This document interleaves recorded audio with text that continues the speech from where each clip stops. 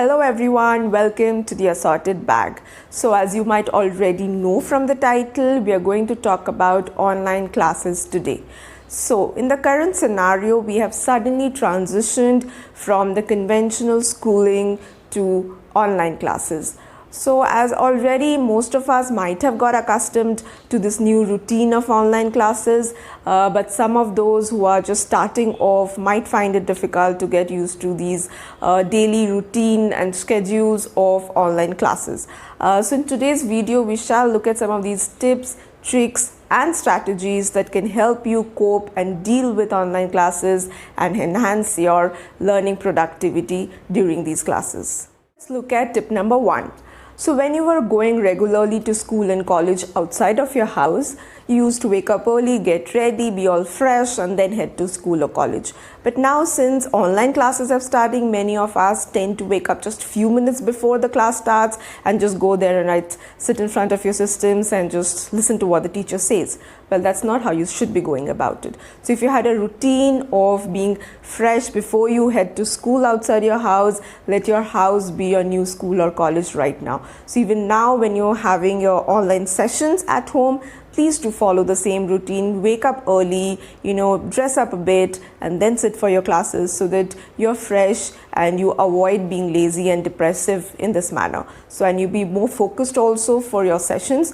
So just tend to create a small routine, a basic one every morning before you sit for your online classes that will make you fresh and help you focus on what's being taught. Number 2 is to dedicate a space where you're going to sit for your online classes. So be it your working desk or your studying desk, but definitely not your bed or couch. Sitting on the bed or couch to listen to your online classes will make you lazy for sure, and you might just tend to just go off to sleep again. So it's always wise to keep aside a corner of the house if you don't have a particular desk as such, any particular corner which is not that noisy, a cozy corner, and just make that your space for your daily online classes. That will also be a part of your routine to once you're ready, you head there and sit there for your classes. So having a space will help you focus on the lessons and be more productive. You can reinforce your productivity this way to a great extent. Number 3 is removing or eliminating distractions. So if you are listening to online classes on your laptop or your computer system, then set aside your mobile phone, maybe put it on an airplane mode and just keep it aside. Do not keep it on your desk or near you, or keep it in your hand or whatever. So that's only going to serve as a distraction. So just keep it aside, silent mode or your flight mode. That's more advisable. Also this way, you can focus on specifically when we have Zoom applications or any other Microsoft streaming applications that your teachers follow. So also, I believe that there are these teachers who are able to monitor their students. They can actually see who are the active ones and who not. So being distracted on your phone or playing in the background of the Zoom application will only land you in trouble, and maybe you can lose on your attendance as well.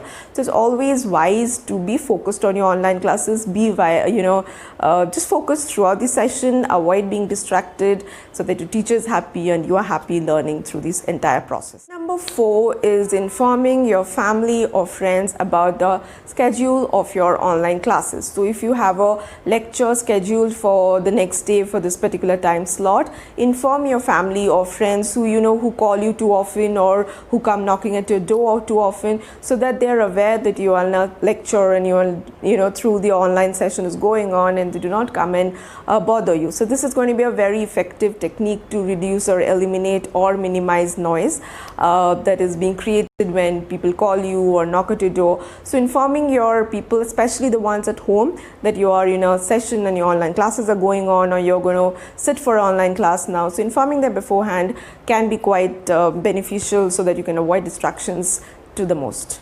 Tip. With online classes, we also tend to make submissions of assignments or our test papers online. So always having this to-do list or a tracker or a Google Calendar or any kind of schedule maker, or maintaining everything that you need to submit, or when you're going to expect the classes, or when there's a test schedule for you, so everything in place will let you know what's done and what's left to be done. So always maintain a calendar. Maybe you can use any application to do it, or you can make use of a hard copy or a notepad, or the basic calendars that you have, to make note of the daily or the date wise what you need to submit when, or which tests are pending, or what you need to address to the teacher. So anything in specific that you might just forget, or make a note of all of that so that you know when to do what. Tip number 6 is again related to submissions.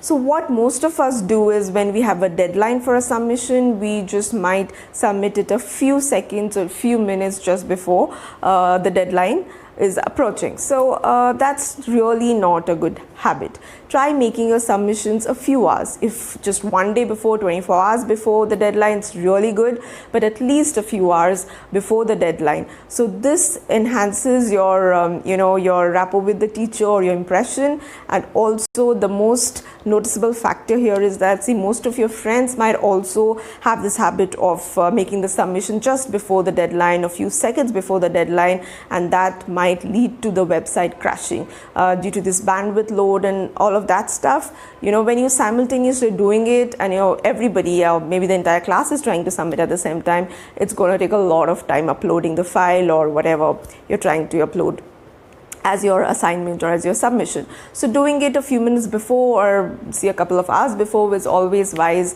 and will save you a lot of energy and time. 7 is communicating with your teacher.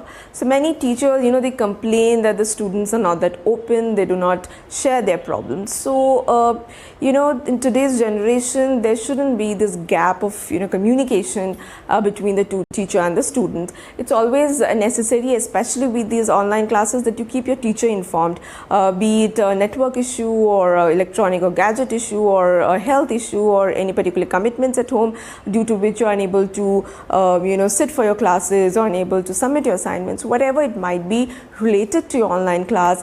Do communicate it with the teacher. So only when the teachers are aware of your problems, they can provide solutions or help you out with it. So do always keep a clear and specific communication with your teacher on as to what is going on, or if you have any problems, it is always advisable to let your teacher know about it.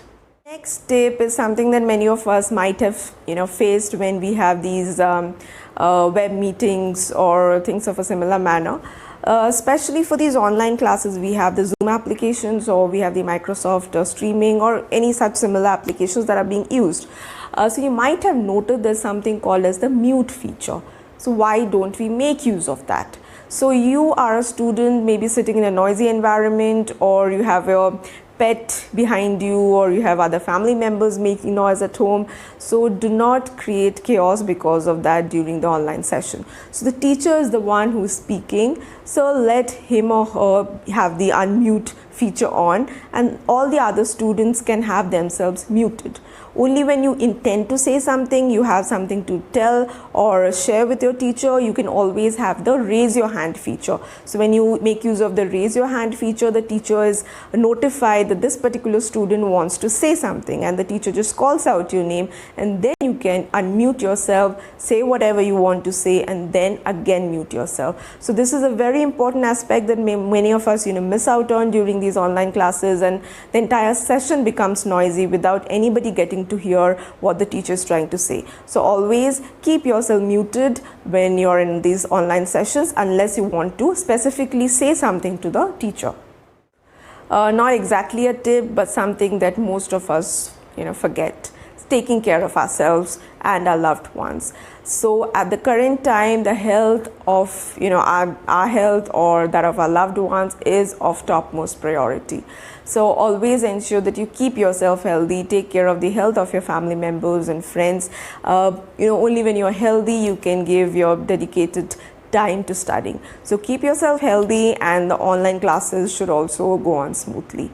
So I shall end today's video here, and I hope you've liked it, hope you've liked these tips, and do let me know in the comment section which particular strategy you follow to enhance your online class experience. And I shall see you all soon again. Don't forget to subscribe and hit the notification bell so that you keep receiving updates of all our upcoming videos. I shall see you all soon then. Take care, and thank you for watching, and bye-bye.